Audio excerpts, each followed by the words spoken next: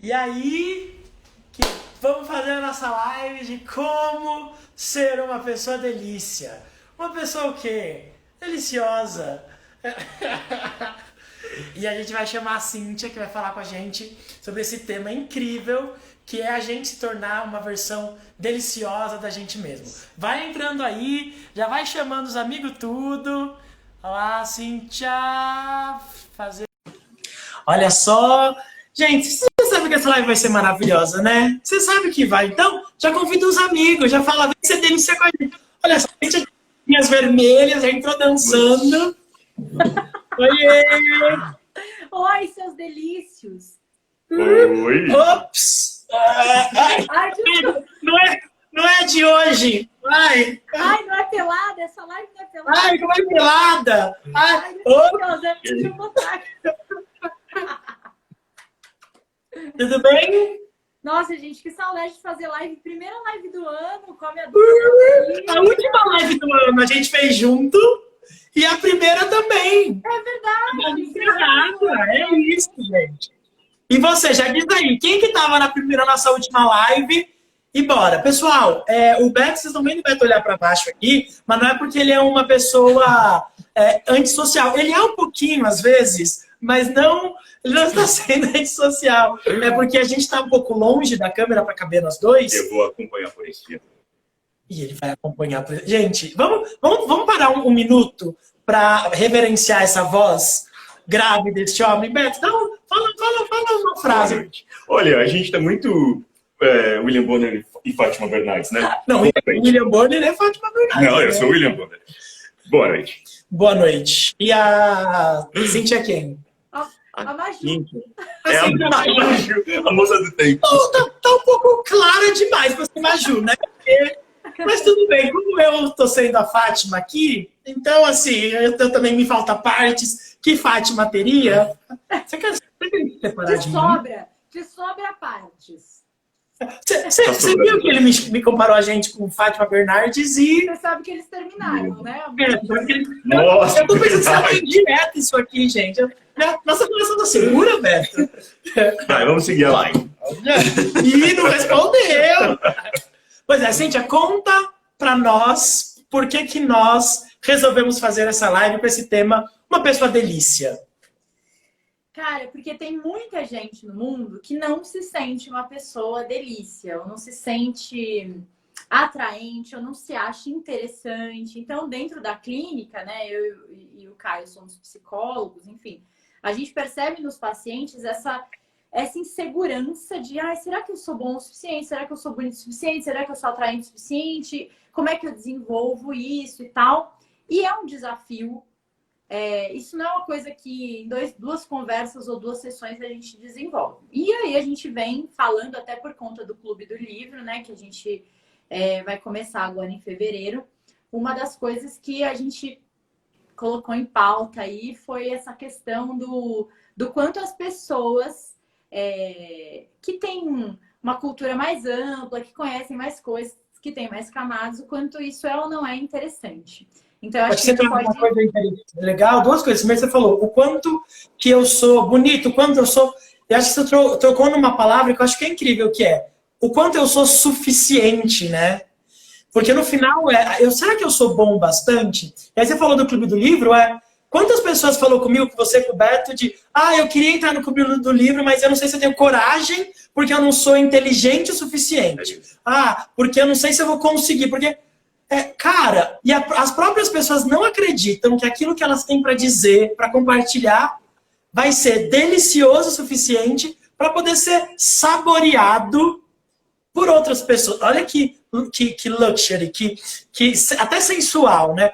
E eu tô brincando, mas não, a gente precisa conseguir acreditar que a gente tem, que a gente consegue ser delicioso o suficiente para que o outro consiga aproveitar, saborear a nossa companhia. E também levar em consideração que o termo delícia, a gente não está falando de aparência física, de estética ou coisa do tipo. Então, o que é ser delicioso? Né? Cíntia. Eu tava lembrando de uma coisa. Ano passado, eu fiz a campanha aqui no Instagram do Mulheres no Quintal, né? Que era Eu Sou Uma das Mulheres Mais Bonitas que eu conheço. Porque eu tenho uma amiga, uma amigona, Rita. Então, parente, você é a mulher, uma das mulheres mais bonitas que eu conheço também. Então, assim, fica a dica. Então, Ai, meu e aí, Deus. como é que faz, né? Maravilhosa. A Rita, que é essa minha amiga, sempre falou isso, fala que eu sou uma das amigas mais bonitas que ela tem, uma das mulheres mais bonitas que ela conhece e tal. E um dia eu parei para pensar sobre isso e falei, nossa, será que eu sou uma mulher, uma das mulheres mais bonitas que eu conheço? E aí, eu não sei se eu sou uma das mulheres mais bonitas que eu conheço, mas eu me sinto uma mulher muito bonita e muito delícia. E é aí que eu acho que tem... vai ter gente que não vai me achar bonita, eu não sou um padrão de beleza, sabe? Loira, olho claro, magérrima. Se fosse um padrão, possivelmente estaria na capa da revista, estaria ganhando dinheiro com a beleza. Quer dizer, acho que é importante dizer isso, né? A gente te acha muito linda, mas você claramente não é um modelo estruturante de beleza, porque apesar de ser muito bonita, você está num campo de uma mulher que vive de outras coisas. Quer dizer, se você fosse a Gisele Bündchen, você não estava aqui fazendo live comigo, né? Aliás, Gisele, se quiser... Mas eu acho que é importante dizer que quando a gente fala isso... Eu também, mas... Quando a gente fala isso, não é que você é feia, mas que há um certo critério para aquilo que é muito bonito. Agora, você acha que você ia completar que apesar de não ser esteticamente, você até disse, você sabe que você é deliciosa, né? Mas e é uma construção assim que a gente faz nos nossos processos de autoconhecimento e tal, porque nossa, passa por tanta coisa, né, Caio? A gente vai falar da questão das camadas e tudo isso, mas, por exemplo, quando eu chego num lugar, a gente até fez story brincando com essa história aquele dia que vocês estavam em casa, eu entro num restaurante e eu não entro achando que eu sou feia, ou que tá todo mundo achando que eu sou esquisita. Eu entro falando, cara, eu posso estar de tênis, descabelada, como eu tô sempre, né? Inclusive tô hoje. Eu entro e falo, foda-se, eu, tipo, sou a mulher mais gata desse restaurante, não quero nem saber. E isso tem uma atração. Não sei explicar como é que isso funciona. Então, vamos conceituar uma coisa importante. Acho que a primeira coisa que precisa ser dita de forma bem concreta é beleza e deliciosidade não estão necessariamente ligadas. Fala aquilo que você falou das pessoas feias. Ai, eu não lembro o que eu falei. Eu não lembro o que ele falou. Sobre a delícia e a pessoa bonita? Isso. Que eu acho que é mais fácil a gente encontrar a delícia numa pessoa que não é o padrão de beleza do que na pessoa que é esteticamente toda perfeita. Eu acho que existem preocupações que fazem essa delícia, ou que a gente está considerando delícia, ficar em segundo plano em função da estética. E tem uma coisa aqui, olha, cadê? Ele falou uma coisa que eu acho que a gente podia trabalhar. O rei... Cadê? Oh, meu Deus. Já passou. Peraí. Não vai conseguir falar o nome, fala só o... Alguém escreveu aqui assim de... Aqui, olha, o rei.nando escreveu. Tenho este problema, não me acho delicioso. Provavelmente é uma dessas pessoas, um desses perfis, que deve ser delicioso, deve ter um monte de qualidades e de virtudes e que só faltou perceber. Eu quero pegar esse gancho. Por que ele acha que ele não é delicioso? Porque ele tá se comparando com alguém. Ou ele tá se comparando com... Desceu aqui. Ou ele tá se comparando com alguma coisa. Se eu entrar num restaurante e ficar me comparando, nossa, mas aquela menina é mais magra, mas aquela não sei o que, mais não sei o que, já me perdi aqui no processo, já me perdi do meu preenchimento aqui e tal, né? Então, eu acho que a gente se compara bastante com o outro quando a gente está nesse processo de insegurança das coisas que a gente tem, né? Então, assim, para não ficar muito focado na gente, né? Assim, em mim, vocês estão falando de mim, da minha beleza e da minha sensualidade, mas, assim, o que eu acho delicioso numa pessoa, né? Então, assim, hoje eu tenho a sorte de ter amigos e as pessoas que eu me envolvo, que eu tenho por perto, são pessoas delícia. O que eu quero dizer com isso? São pessoas que são divertidas, que têm repertório. Então, assim, gente que traz assuntos de todos os tipos. Isso me estimula muito. Muito importante. Deixa eu falar uma coisa que você está dizendo, só para juntar com a comparação. Você falou assim, porque se eu entrar num restaurante, eu vou me comparar, né? Meu cabelo loiro, meu cabelo é loiro, dela é preto, meu cabelo é enrolado. Mas tem uma coisa que você falou de divertido, de não dá para comparar estética, dá para comparar peso. Quem pesa mais, quem pesa menos, dá para comparar. Agora tem uma coisa que não se compara, e eu vou trazer a nossa metáfora de novo do Delícia, que é o sabor. Não dá para você comparar sabor de laranja com sabor de, sei lá, salpicão. Porque, cara, salpicão é salpicão, laranja é laranja. Não dá para você comparar, sei lá, pão na chapa com, sei lá, com Coca-Cola. Porque são coisas muito diferentes. E aí que a gente começa a entrar no campo de ser delícia. Porque, ok, eu posso dizer que o Beto é mais alto do que eu, né? Agora, a gente tem personalidades, o Beto, muito diferentes. O Beto, ele é um azul, ele tem uma intensidade azul escura, né? Que é mais pra dentro, que é mais acolhedor, que é mais... Eu tenho até nessas roupas. Eu tenho uma personalidade laranja vibrante, que é pra fora, que ocupa espaço, que... Eu tô toda estampada. E não dá pra gente comparar os nossos sabores, porque a gente não tá falando de quem é mais alto ou mais baixo. A gente tá falando de texturas, de sabores, de camadas que são completamente diferentes. E a grande questão aqui se você tacar, sei lá, pimenta, ou sal, ou orégano numa laranja, você vai estragar o sabor da laranja.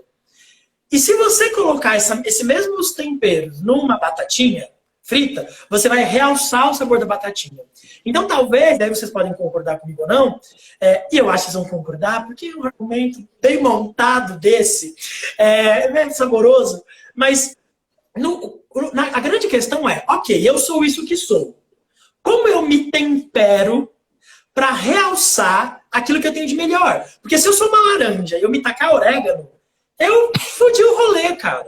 Agora, se eu sou uma batatinha frita e me botar sal, eu aumentei minha potência. Então a pergunta aqui dado que todo mundo pode ser delicioso, como tempera do jeito certo? Você queria falar? O chefe Jacan fala que o sal é o embaixador do tempero. Sal é o embaixador do tempero. E assim, onde está esse sal, né? E aí, uma das minhas respostas para essa pergunta... porque, gente, é assim, ó, o Caio e o Beto são meus amigos. E assim, parece que a gente é amigo há 35 anos, mas eu e o Caio, a gente se conheceu, acho que em maio, né, Caio? Junho. No meio da quarentena por uma live. Fica a dica. Assim, paixão à primeira vista e tal, a gente se fala muito, eles começaram a namorar, enfim, né? Somos todos amigos. E a questão, assim, a gente tem falado muito sobre os nossos repertórios. Porque eu tenho uma história de vida, então eu sou psicóloga, assim como o Caio, mas eu tenho uma história de vida e um tipo de repertório. O Caio tem uma história e tal. O Beto, que estudou arte, que é músico, que é regente, tem uma outra história. Que vem de outro país, né? Quer dizer, um outro recorte cultural completamente diferente. É sueco, então assim, tem uma outra história. E aí a gente foi percebendo, pelas nossas conversas e tudo, como esse repertório faz diferença. E, gente, o que é esse repertório? As coisas que a gente viveu, que a gente estudou, que a gente conhece com profundidade, que a gente não conhece com profundidade. E tudo isso não se deu porque eu sou muito inteligente ou porque nós somos muito inteligentes, né? Essa coisa... Deixa eu falar minha frase? Deixa eu falar minha frase? Deixa, eu posso falar minha frase? Gente, inteligente é o burro que estudou alguma coisa. Eu falei, vai cair o graneiro, tá? Inteligente é o burro que estudou alguma coisa. Ninguém é inteligente por si só. Né? Todo mundo é burro em alguma coisa. Inteligente é burro que estudou em alguma coisa. Vai, tchau dizer essa. Pode seguir, Cíntia. Não, e aí, então, o que acontece, gente? Nós três somos muito curiosos. Isso é uma coisa que a gente tem em comum. Então, sei lá, a gente tá conversando aqui, eu e o Beto, né? Eu tenho um conhecimento aí de música erudita, porque o Bá era muito do caralho, o Bá. O Oba é ótimo, né? Oba. E aí, cara, o Caio já tá... Não, deixa eu fazer uma pausa. Olha que interessante. Rapidinho, sim. Porque isso cabe muito. Você falou Oba.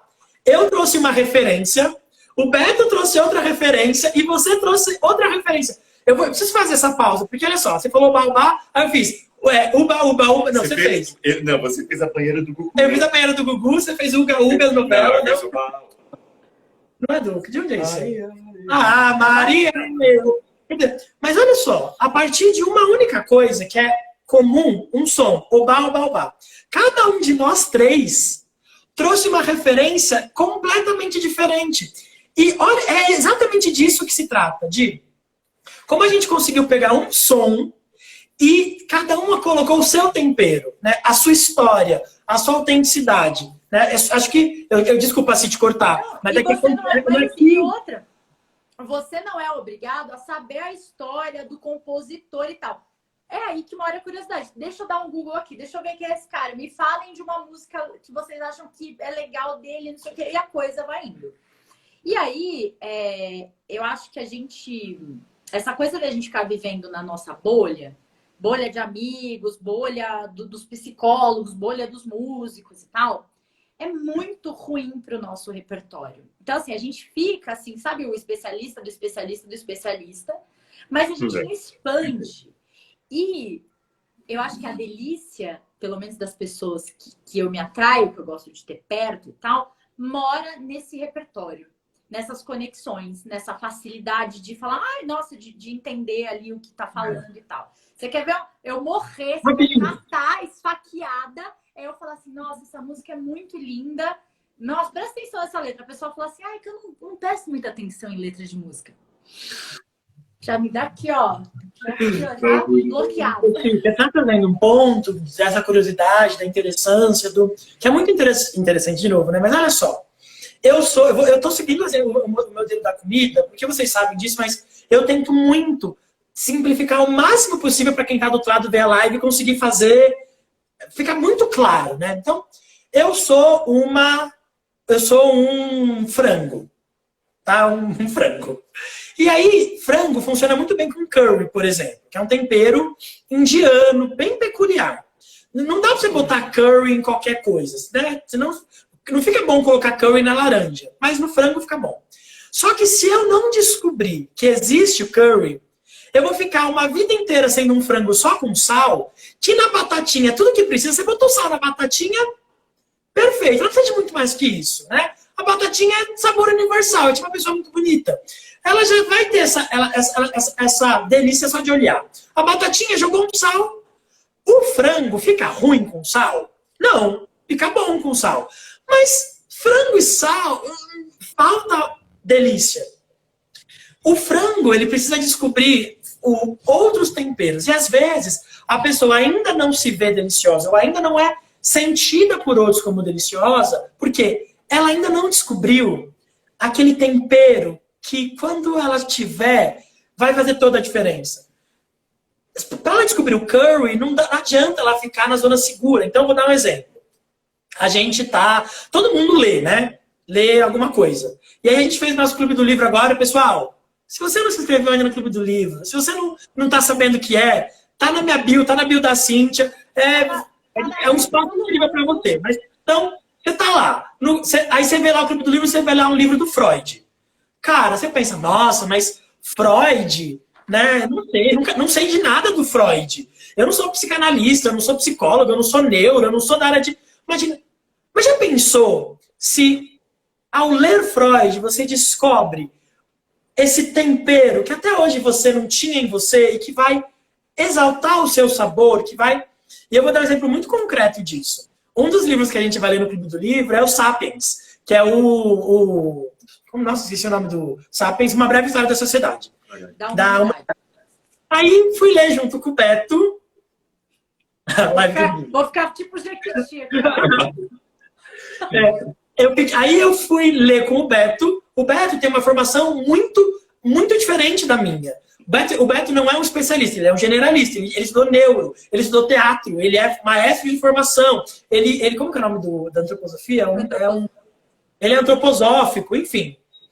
E aí eu comecei a ler o livro com ele e ele começou a fazer apontamentos, tipo, puxa, isso aqui tem a ver com Steiner. Com o que o Steiner falou em tal lugar, isso aqui. Cara, o meu repertório de psicologia me fazia ler aquele livro daquele jeito. Quando eu comecei a ler com o Beto, cara, ele começou a me trazer tantos pontos de coisas que eu nunca leria, veria. Ele começou a me apresentar temperos que eu desconhecia totalmente.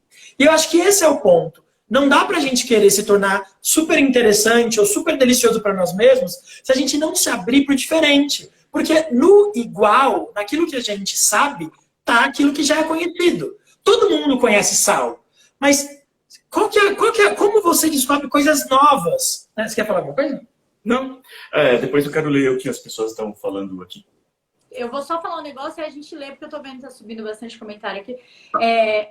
Por isso que o grupo do Clube do Livro, a Jequiti, é tão interessante, porque assim, tem os nossos 3 repertórios e tem os repertórios das pessoas que vão participar. Então a gente pensou, galera, numa estrutura para o clube em que vocês possam trocar ideia entre vocês para descobrir um monte de tempero.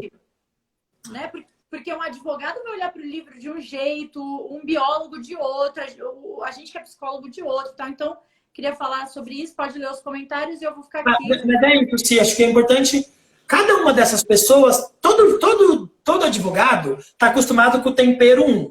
Todo psicólogo está acostumado com o tempero 2. Todo músico está acostumado com o tempero 3. A ideia desse encontro tão plural é a gente trocar os nossos temperos. É a gente descobrir um com o outro, né? Acho que é super legal isso, de como a gente precisa se abrir para o que é diferente para poder se tornar mais saboroso. Vai, amor. O Rei Nando, que tinha falado lá anteriormente sobre não se reconhecer como uma pessoa delícia, ele falou uma coisa super bonitinha aqui, olha. Ele falou, falo que sou uma cenourinha, mas que um dia serei um bolo de cenoura com cobertura de chocolate. Provavelmente você já é, meu amigo. Você já é, meu amor. Provavelmente você já é. Gente, pode falar uma coisa? Eu não quero ser o estraga-rolê. Mas pode ser, eu não sei quem é a pessoa, tá? Pode ser que ele não é mesmo. Pode ser que ele ainda é cenourinha. Né?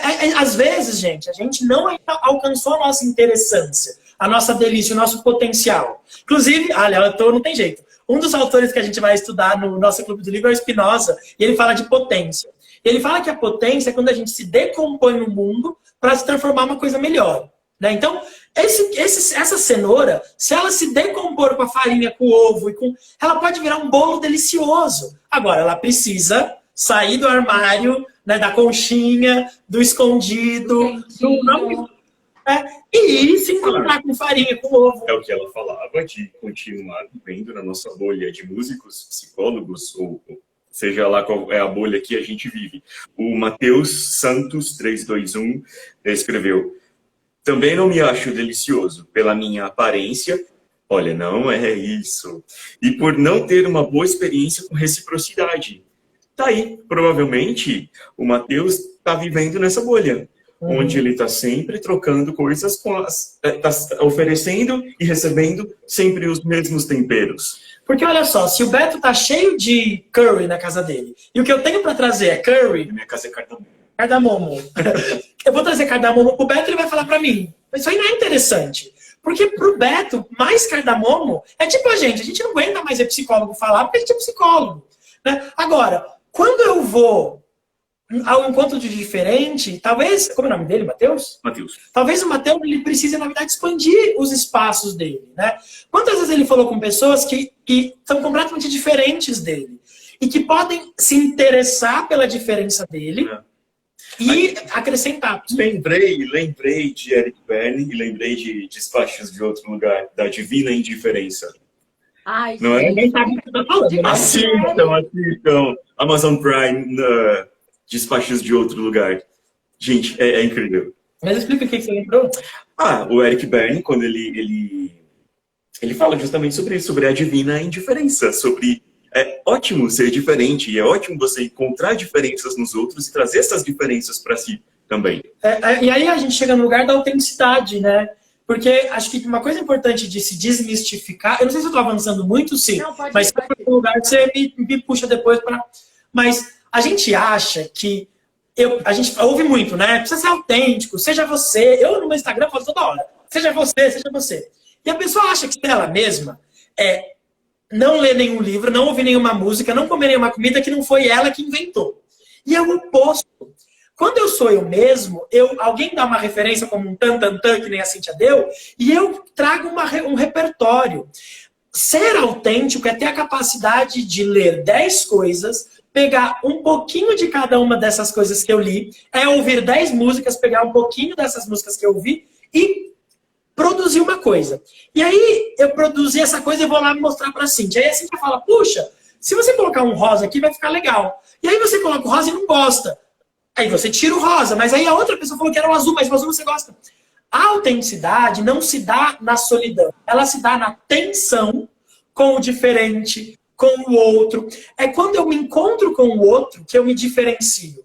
Então, por exemplo, você falou do Clube do Livro. A gente já tem pessoas que são advogadas inscritas, gente que são pessoas que moram em outros países inscritas, pessoas que são de outras profissões muito diferentes. Tem jornalista, tem médico, que já estão inscritos. Cara, a jornalista vai ter um ponto de vista completamente diferente do Beto, que é professor, de mim, que sou psicólogo, da Cíntia. Então, a minha autenticidade vai se construindo quando eu pego um pouquinho ali do que é do médico. Eu não sou médico, mas eu pego um pouquinho ali, um pouquinho do advogado, um pouquinho do... E aí eu vou construindo aquilo e eu faço um Caio mais autêntico, mais eu, vai sim. Eu já ouvi muito paciente falar assim, não, mas eu não tenho repertório, porque a minha vida foi, super básica. Gente, se você viveu enfiado numa caixa, desde quando você nasceu até agora, você tem um repertório de alguém que viveu enfiado numa caixa, que tem uma vivência, que tem história para contar. Era isso que eu queria falar. Quero ver os comentários. Fale, Beto. Passou, escreveu. Vou participar do clube, quero muito aprender com vocês. E a gente aprender com vocês, porque esse é o ponto.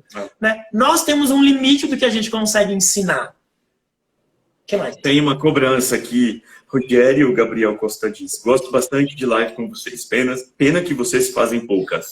Agora é uma chance. No Clube do Livro você vai ter 10 encontros para estar com a gente, o quê? De pertinho, assim, ó.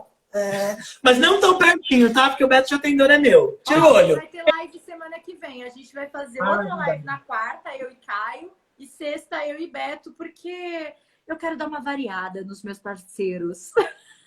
Quarta-feira, a nossa live vai ser sobre desromantizar a solidão. A gente vai falar um pouco sobre essa coisa de, não, você tem que ser feliz sozinho para depois ser feliz com o outro. Mas essa é da... E na sexta é qual, sim? Na sexta a gente vai falar sobre como ser culto sem ser chato. Sem ser chato. Tem mais coisa aí, Bruno? Sim, o Marquinhos Vieira Psi. E acho que ainda não encontrei minha interessância. Me sinto feio e não desejado. Vou pontuar algumas coisas. Você quer pontuar alguma coisa? Não. Pode pontuar você. Se sentir feio não é igual a ser feio. E se sentir desinteressante não é igual a ser desinteressante. Porque às vezes a gente tem coisas que são super interessantes na gente. Vou dar um exemplo prático. Prestem atenção porque o Beto vai ficar vermelho. Hoje a gente estava aqui, a gente está no instituto que o Beto... Não sei nem o que vai falar, já está ficando vermelho. E aí o Beto começou a me apresentar umas coisas artísticas. E aí eu comecei a achar aquilo tão fascinante. Uma hora eu falei para ele, você não vai me apresentar tudo isso e não vai trepar comigo depois. Vem, a gente vai trepar agora. Ele ficou, ai meu Deus, o que? Aí ele fez, mas por quê? Por quê? Para ele estava me apresentando uma coisa super básica. Para ele, fala o que estava me mostrando. Eu estava mostrando para ele a Guernica, do Picasso. Ele estava me mostrando como fazer uma... Fala de novo. Guernica. Não sou capaz nem de falar o nome da porra do negócio. Guernica. Não sei nem falar o nome. E ele estava me apresentando, mandou desenhar no chão, fazer os negócios, e aquilo para mim era completamente interessante, porque eu nunca tinha visto aquilo. Eu nunca tinha visto... Ele não mostrou a Guernica do Picasso, ele estava me mostrando como fazer uma. Eu fiquei fascinado. E ele falou desse jeito, mas não, estava mostrando... Quer dizer, às vezes a gente tem interessâncias que a gente precisa do outro para revelar pra gente. A gente precisa de se incomodar. Não precisa ser uma pintura, não precisa ser uma técnica. Gente, às vezes porque na minha família a gente planta, sei lá, plantinhas assim, ou a gente cozinha assim, ou lá o café na minha casa a gente toma assim. As pessoas têm mania de achar que essa interessância tem a ver com, e a gente vai falar isso na sexta, né, com a coisa do culto, o quanto de arte você consome. Não é só isso. É olhar para esse teu repertório com esse outro olhar. E você só vai conseguir se você baixar um pouco esse lance de ficar se cobrando, se você também trazer outras experiências para você perceber que a tua também é válida, né? Vamos falar um pouquinho das camadas? Vamos. O Matheus falou uma coisa, faz sentido. Talvez eu desfaça minha individualidade para me parecer mais com o outro. E aí quando a gente parece mais com o outro... Se vier Clube do Livro, Matheus. Já marca... me fala que eu vou mandar um direct pra ele. Matheus... Já fala o seu WhatsApp que eu vou te mandar um áudio. Matheus Santos 321. Matheus Santos. Matheus, você essa, está convocado para o Clube do Livro, hein? Mas vamos falar um pouquinho de camada? Beto, você que é o nosso músico e neuro e tudo mais, me ajuda com uma coisa aqui.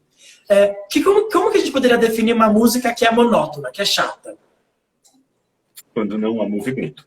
Quando não tem movimento.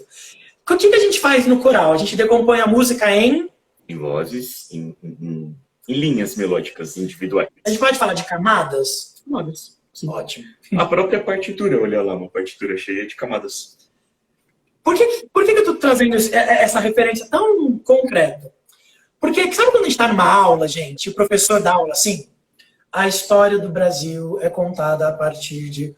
Que a voz, né, a linearidade, ela é monótono, vem até de mono, né, de uma linha só, não é isso? Então, a gente acha que interessância também tem a ver com a gente ser muito inteligente. E não é ser inteligente, mas é ter nuances, é ter camadas. Assim como uma música que tem uma nota só, ou uma voz que tem um tom só, ou uma pessoa que fala. Se eu na minha vida não tiver camadas, e o que eu quero dizer com camadas? Eu sei fazer, eu sou psicólogo, eu sei falar muito de psicologia, mas eu preciso ser capaz de ouvir alguém falando sobre, sei lá, culinária e conseguir me relacionar com aquilo. Eu preciso ser capaz de apresentar nuances. Aí, gente, olha, vocês sabem que eu sou apaixonado por esse homem, né? Vou dar outro exemplo dele. Hoje o Pedro estava me contando que ele rebocou a porra de uma parede aqui do instituto. O que eu falei para você? Ai, meu amor. Como você rebocou a parede? Gente, Beto é pianista, tá? As mãos mais delicadas que vocês são estão no piano. Beto tem uma mão delicada, uma mão de príncipe, né? Eu ia falar mão de princesa, mas como ele tem pipi, uma mão de príncipe. Cara, olha que coisa louca. Uma mesma pessoa que toca piano, que tem a delicadeza de um tocador de piano, a sensibilidade de um tocador de piano, também reboca a parede, pinta a parede. O Beto faz um negócio de... Cozinha como ninguém. Olha as camadas, mas cozinhar ainda, né? Sensibilidade, a cozinha tem essa coisa de sensibilidade. Agora, eu não espero de um pianista que ele saiba rebocar chão e rebocar parede. E isso dá faz com que a gente tenha tipo, opa, quando eu falo de camada, aí você fala, nossa, tem uma linearidade, né? Pianista, músico, poesia, tudo aqui. Aí reboca a parede. Você faz, opa! Você falou, você solda. Ah, conta disso. É porque eu tava contando como eu vou fazer a parede ali de fora. Meninos, não pode usar essa parte pra bater punheta depois, que tá? Isso, cara? Porque vai ser muito sexy. Preciso dizer. Vai, Beto. E ela perguntou, como é que você vai fazer essa parede? Eu disse, é simples, tem um pedacinho lá de parede, mas eu acho que só colocar os blocos ali não vai ser suficiente, porque a parede pode ficar frágil. Então eu vou aproveitar o vergalhão que tem lá de ferro, eu soldo outros ferros, eu construo a estrutura para fazer uma coluna e continuo a parede. Como eu fiz aqui nessa parede também que estava ruim. E o Caio disse, você solda? Tava eu e o Sócrates. Não tem como que eu sei, mas... Olha que coisa louca. Por que pra mim foi tão... Eu brinquei de ser... É sexy até, porque eu jamais esperaria que o Beto, esse homem culto e doce... E... Você consegue imaginar o Beto soldando alguma coisa, Cíntia? Né? Quer dizer, e aí, você quer falar de história do desejo que tem a ver com isso? Não? Tô vendo meus tópicos aqui. Quer falar da história do desejo? Posso, antes de ler o desejo, o Tiago Cordeiro Reis, ele disse... Tiago! É o Ti. É o nosso Tiago. É o nosso Ti. É o nosso. Ele disse, olha que bonito. Passei muito tempo numa caixa. E é verdade. Venho me temperando a partir da caixa mesmo. Me sentindo estranho e inadequado também. Mas falando em bolo, ele entra no forno para sair grandão e mais gostoso. Olha que demais isso. Tem de Thiago Amado. Aliás, Ti, vem pro grupo com a gente de leitura. Você contribui tanto. Nossa. Mas deixa eu falar do desejo, então, já que... O Rei Ponto não diz, Beto, deixa o Caio chupar seu cérebro. Vou chupar. Ele já Não fala. sei se o cérebro. O Beto morre de vergonha. Deixa eu falar do desejo, que isso é interessante. Para a psicologia, a gente vai inclusive ver isso no livro do Freud, outro livro que a gente vai ler no Clube do Livro. A gente vai ler um dos livros do Freud que vai falar sobre paixão e sobre desejo. Me segura aí, nesse dia me segura. E o desejo tem uma característica que é muito interessante, o desejo é movimento. O desejo busca um objeto. O Lacan falava isso também. Quando você pega o objeto, ele fica objetificado, ele fica encerrado. Então, quando você pega uma pessoa sem camadas, sem nuances, é difícil ela parecer interessante, porque se você conversa com uma pessoa durante 2 horas e você já descobriu tudo que tem sobre aquela pessoa nessas 2 horas, não tem mais o que descobrir, não tem mais o que se interessar, não tem mais o que desejar. Então, a gente às vezes acha que desenvolver camadas, ler coisas diferentes, se encontrar com pessoas diferentes, não tem nada a ver com quanto a gente é desejável, mas uma pessoa bonita, ela é bonita por 2 ou 3 vezes que você olha pra ela. Se você namorar com alguém, você já namorou, você sabe disso. Namorou com a pessoa 1, 2 vezes, transou com ela 2, 3 vezes, a beleza já não... Agora, as nuances, as coisas que ela vai mostrando de diferença, que quebram o ritmo, que isso instiga o desejo. Por que as pessoas estão aqui no meu Instagram, no seu Instagram, no Instagram do Beto há tanto tempo? Porque há 6 meses atrás eu estava falando uma coisa, e aí cada vez eu apresento uma coisa nova, um olhar novo, uma textura nova. Então, para a gente se tornar mais delicioso, a gente precisa, e é assim, gente, categórico, a gente precisa desenvolver nuances, camadas. Né? Uma folha pintada toda de, já estou a palavra assim, toda de branco e toda de preto, se você pegar uma folha sulfite toda branca, como ela não tem nuances, não tem camadas, ela não vai ser interessante. No momento em que você começa a variar as cores, variar as texturas, ela vai se tornar interessante e a gente varia cores e texturas, buscando referências novas, lendo coisas novas, se encontrando com pessoas diferentes, indo no Clube do Livro. Vai. A gente tá fazendo aquele Jequiti lá no Você aparece Jequiti assim, de repente, tá aparecendo Clube do Livro hoje. Tem uma coisa que eu queria falar.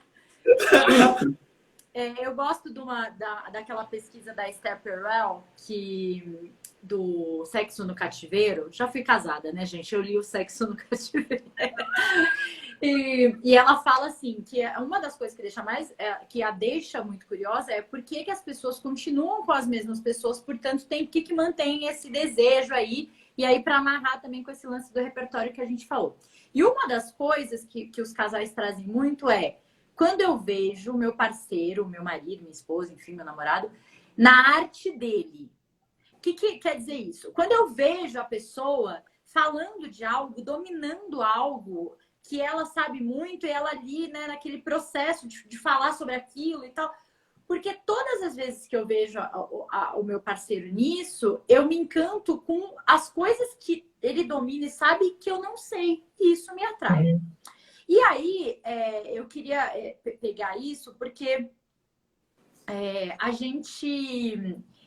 Eu não sei vocês, tem 2 coisas que eu me encanto muito, assim. Eu namorei, tive relacionamento com muitos músicos, tenho muitos amigos músicos. E, gente, ver alguém concentrado, e o músico é muito... Primeiro, você vê ele se concentrando ali para ele poder tocar e tal, não sei o quê. E a outra coisa é ele se divertindo naquilo. Né? O músico não tem como disfarçar. Você tá vendo eles tocando e ali naquela geek que eles têm ali entre eles e tal, e se divertindo e curtindo e tal. Isso me encanta, isso me dá um tesão pra caralho, sabe? Assim. E é isso, nas conversas, quando você vê alguém concentrado, falando de algo que domina, ao mesmo tempo que se diverte com aquilo, é aí que eu acho que entra a coisa do preenchido, sabe, Caio, que você queria falar, né? Eu tinha uma amiga, tô tentando lembrar quem era. Não, uma conhecida, desculpa, assim. Desculpa. Gente, eu não tenho amigos, tá? Só a Cíntia que é minha amiga, o resto são conhecidos. Mentira, meus amigos que estão vendo a live, mentira, eu tenho todos vocês de amigos. Mas... Vai começar a crescer 38, 35, né? Tem uma coisa que eu acho que é legal, tem gente que não preenche o próprio corpo. A gente estava até falando isso, você falou de uma aluna sua que às vezes a criança sobra a alma e quando ela cresce, fala um pouquinho disso. A visão antroposófica. Quando a gente estava falando de crianças que são... Olha, água, voz. Quando as crianças são diretamente da Noruega. Quando a gente fala de crianças que são desastradas ou coisas do tipo, uma visão da antroposofia diz que é porque sobra a alma num corpo pequeno. Elas não estão em equilíbrio ainda, uma não encaixa perfeitamente na outra. Então, uma é maior que a outra. Geralmente o inverso, quando a alma é muito menor e o corpo é maior, aí a gente já fala de fase adulta, né? E por isso que ela não dá conta de tanta alma no corpo pequeno, por isso que ela derruba todas as coisas. Mas isso é ótimo. O problema é quando a pessoa cresce e ela é um corpo imenso com uma alma pequena. E aí a alma aqui, gente, não é um sentido místico, tá? A alma aqui é os seus valores, a sua criatividade, os seus desejos, o quê? A consciência. A sua consciência de si mesmo, do mundo. Tem gente que não preenche o próprio corpo, né? Sabe aquela pessoa que, até a gente que a pessoa senta, você fica tipo... E aí a gente acha que a pessoa precisa, sei lá, ir fazer balé. É ótimo fazer balé, mas o que a pessoa precisa é preencher-se a si mesma. Encher-se de repertório. Aquele corpo que está desocupado precisa de uma alma que ocupe espaço, que ocupe o corpo, para que ela possa... A gente fez um vídeo, né, Cíntia, falando, brincando de sentar no lugar. Eu e a Cíntia, a gente fala muito do Beto, que o Beto, ele é chique, né? Ele senta de jeito chique, ele se porta de jeito chique, porque o Beto, ele tá muito preenchido. E é muito louco como tem uma diferença de quem tá cheio e de quem tá vazio. E fazer-se interessante é ocupar o espaço interno de si mesmo, né? Aí volta na autenticidade. Só que como a gente se preenche de si mesmo? Descobrindo repertórios novos. E aí acho que uma coisa a dizer, a gente está aqui falando do Clube do Livro, que a gente quer que você se inscreva e tal, mas é muito importante dizer que tem pessoas que precisam sair do livro, que precisam sair do videogame, sair e ir se encontrar, e ir dançar, e ir subir na árvore, E por que eu estou dizendo... Aliás, falando também do grupo, a gente fez uma escolha, eu, a Cintia e o Beto, que a gente vai ter 1 hora no Clube do Livro, em que a gente vai dar meio que uma aula, né? Quer dizer, falar dos nossos pensamentos, do que a gente viu no livro, mas a 2ª hora, a gente não vai ficar lá na teoria, a gente vai reunir em grupos de 5 pessoas, grupos pequenos, para que as pessoas possam se dividir, se compartilhar. Porque tem muita gente que lê muito, vê muito filme, vê muita obra de arte, se alimenta muito, mas não se encontra com o outro. Não desenvolve a capacidade do encontro. Então não é só para dentro. É um movimento para dentro e um movimento para fora. É necessário que a gente preencha o nosso corpo também com os encontros que nos alimentam, que nos nutrem. Posso fazer uma pergunta aqui? Na verdade, não é minha, é o Matheus pergunta. Daí vocês vão ter mais condição de responder. Gente, me ajuda a tirar essa dúvida. Entre todos esses livros, o do Freud me parece o mais arcaico para o uso da psicologia atual, bem como não ter base científica considerável.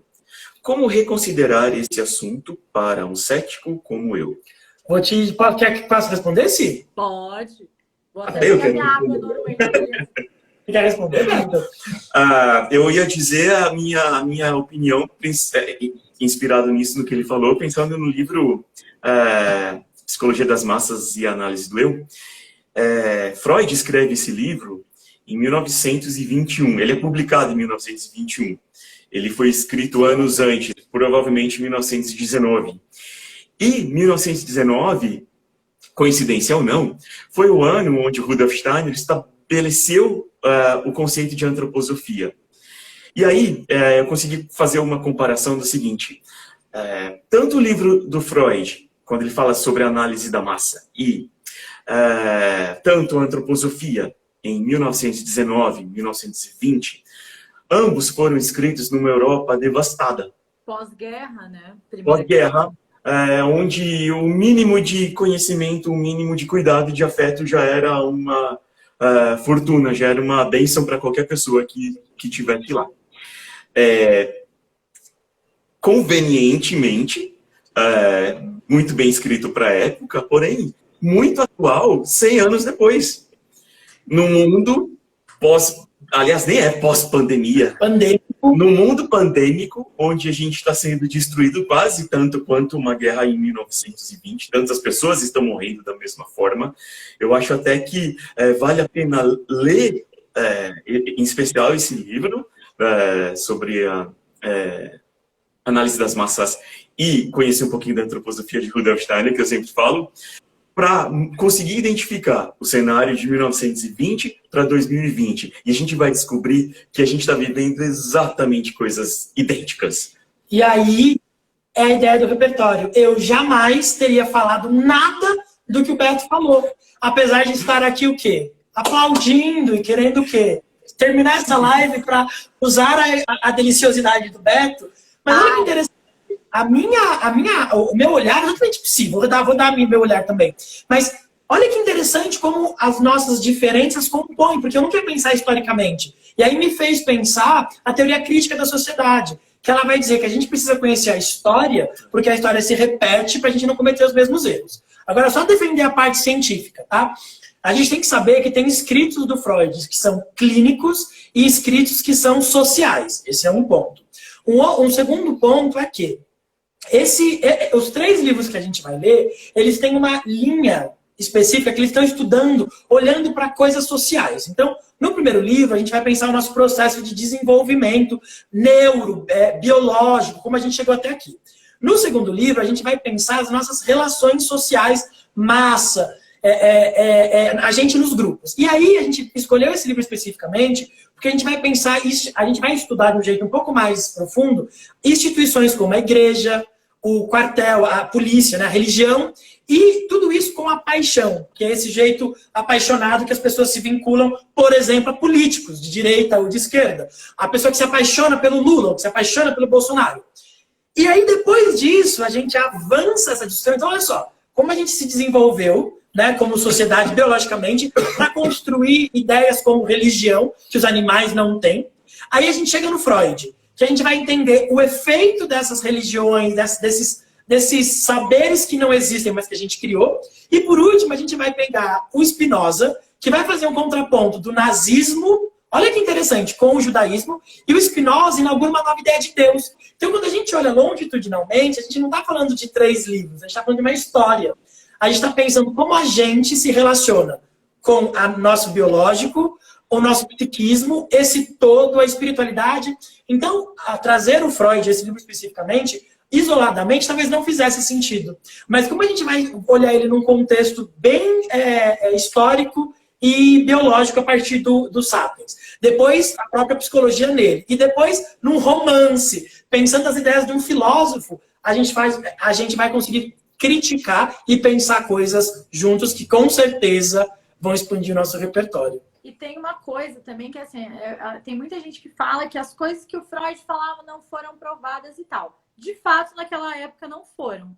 Mas hoje, com o avanço da neurociência, neuropsicanálise, né? O quão à frente ele estava, porque hoje, com o avanço da neurociência, a gente consegue perceber as coisas que ele estava tentando comprovar, ele não tinha nem tecnologia suficiente naquela época para conseguir provar. Então, não desmereçam Freud, gente. A teoria freudiana foi importante, assim, a ponto de marcar troca de século, enfim. Uma coisa, acho que é importante também dizer. Eu faço pós em neuro na PUC. E eu me considero um psicanalista. E a gente teve uma grande debandada do cientificismo da psicanálise, porque não se podia provar. Conforme a neurociência foi avançando, e a gente conseguiu ter exames de imagem, eletrocefalograma, a gente conseguiu medir certas coisas, um monte de ideia do Freud que pensaram, não, isso aí não existe. Começaram a ser resgatados e dizer, puta, o cara tava certo. Quando o Freud falou aqui de plasticidade, que ao falar livremente, a associação livre chegava no trauma, a gente consegue demonstrar com estudos científicos, a gente tem uma teoria, esqueci o nome agora, uma abordagem chamada neuropsicanálise, em que você tem estudos científicos extremamente sérios que vão demonstrar um monte de coisa que o Freud já falava. Então, a relevância do Freud foi questionada, mas hoje em dia, com o advento da tecnologia e o aprofundamento das técnicas em neuro, tem um monte de coisa que foi abandonada do Freud que vai sendo resgatada, porque, pro bem ou pro mal, Freud tinha razão. Ô Beth, tem mais pergunta? Comentários? Não? Ele vem com uma visão a longo prazo, disse o Frederic Pierre. Adorei, Frederic Pierre. Sim, alguém tinha falado, Guto tinha falado aqui antes algo que valeria... Não se sentir delícia é ruim, porém, o total inverso também não é. Não sei. Aqueles, né? Eu pensei a mesma coisa. Eu falei assim, olha, sim. Ai. Gente, eu acho que todo desequilíbrio é ruim, né? Então a gente brinca muito, que a gente é maravilhoso, que a gente é gostoso, que a gente é... Mas vocês percebem, por exemplo, no nosso trabalho, como a gente é afetuoso. E eu acho que a gente só consegue esse equilíbrio de se sentir maravilhoso, mas não se sentir melhor que ninguém, não pisar em ninguém, porque a gente tem autoconhecimento. Né? E é por isso que a gente incentiva tanto leitura, análise, cursos. E quanto mais você se conhece, menos você precisa destruir o outro. Então, sim, o oposto é ruim, mas geralmente a pessoa que parece que se acha muito e ela usa isso para destruir o outro, ela está escondendo um grande vazio existencial, uma dor. Eu acho que quem se ama de verdade, se ama de um jeito que não destrói o outro, que não afeta o outro. Então, se você se sentir muito delícia e isso não extrapolar para fazer mal para o outro, não tem como ser ruim. Agora, se isso vaza para o outro, se você começa a dizer, eu sou mais bonito que o Beto, eu sou mais inteligente que o Beto. Quando tem a comparação, tá na comparação, não tá na delícia. Né? Não há comparação na delícia, que a gente já disse. Não há preenchimento na comparação. Ótimo. Então, assim, você me ama, fala que me ama. Gente, a gente devia vender essa live, tá? Porque isso aqui é uma maravilhosidade, né? E se não gostar daquilo que eu e a Cíntia tá falando, vocês podem comprar a live e ficar olhando pro Beto. Aqui, ó, que delícia. Para!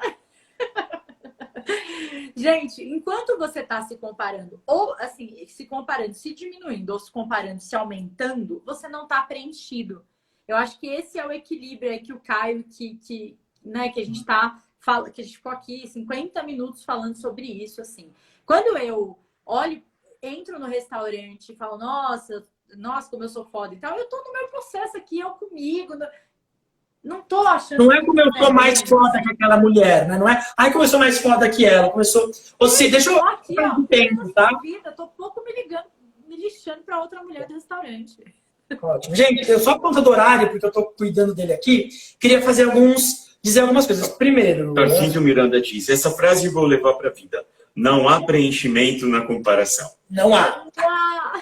O Rick Jesus disse: amo vocês. Beijo pra você. Ó. Pessoal, só porque a gente precisa ir, algumas coisas precisam ser ditas. Primeiro, se você achou que essa live te ajudou, fez sentido para você, te tocou de alguma forma, tem um botãozinho aí no seu celular que é de compartilhar. Manda para 2 ou 3 pessoas. Ah, Caio, mas por que eu faria isso? Porque quando você faz isso, você ajuda a gente a tocar mais pessoas e ajudar mais pessoas a se sentirem deliciosas. Esse é um ponto. Segunda coisa, a gente tem muitos pacientes, muitos amigos, um monte de gente. Então a gente criou lotes para o Clube do Livro. Se você não se inscrever hoje, ou até o final dessa semana, até domingo, muda o valor. O primeiro valor é um valor muito baratinho. A gente está cobrando muito, muito, muito pouquinho pelos 5 meses. Por que a gente está cobrando tão pouquinho pelos 5 meses? Porque a nossa ideia não é ganhar dinheiro do Clube do Livro, porque graças a Deus, os deliciosos aqui, a gente já tem dinheiro com a nossa clínica e tal.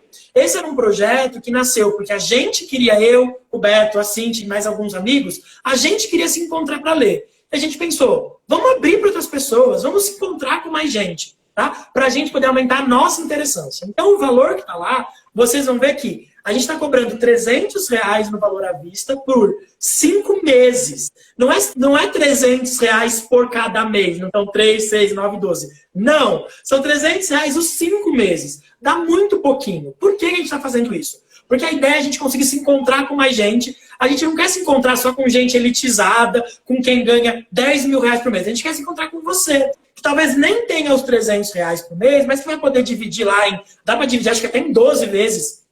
E aí fica um pouquinho mais caro porque tem juros, mas para poder estar com a gente. Então, se você ficou interessado pelo Clube do Livro, não deixa de se inscrever já agora, porque depois, no domingo, muda o lote e aí vai ficar um pouquinho mais caro. Outra coisa... Ai, meu Deus. Gente, estou correndo por causa do tempo. Muita gente tem medo de se inscrever no Clube do Livro que pensa, e se eu não conseguir ler? Gente, é justamente por isso que você tem que se inscrever, porque a gente vai te ajudar a ler.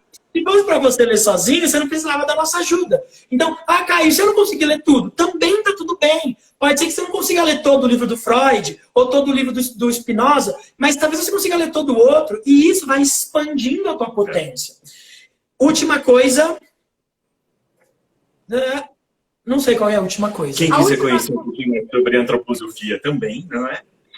Olha só, isso é interessante. Fazer propaganda. O Beto fala de antroposofia, a Cíntia fala de emoções, o Caio fala de viado, fala de, sei lá do que eu falo mais, né? Ser sexólogo.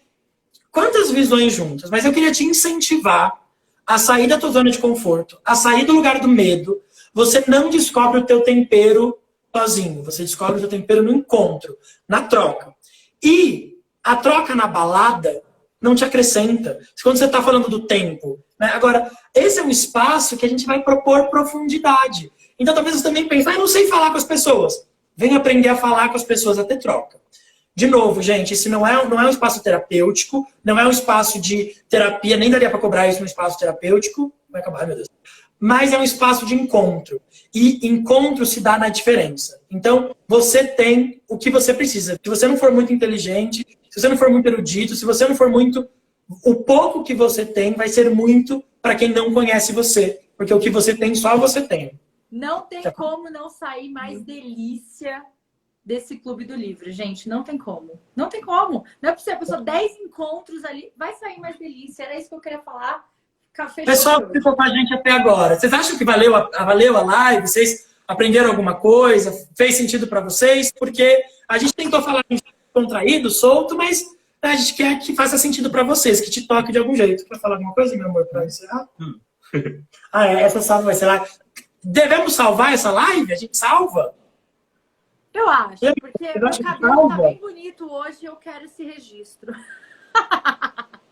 Eu tenho medo de salvar essa live com o Beto e aí bombar, tipo, a minha live sozinho tem 30 pessoas que vêm, a do Beto tem 150. Aí eu vou ficar me sentindo um pouco menos delícia. Mentira, gente, não vou me sentir menos delícia, porque o quê?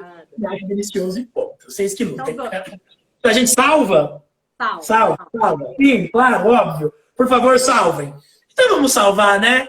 Se é como que é, se é para o bem da nação e felicidade geral do Fico, digo que salve. Assim. E obrigado, meu amor. Beijo gay. Obrigado. Ai, que saudade de vocês. Ai, que saudade, a gente se vê.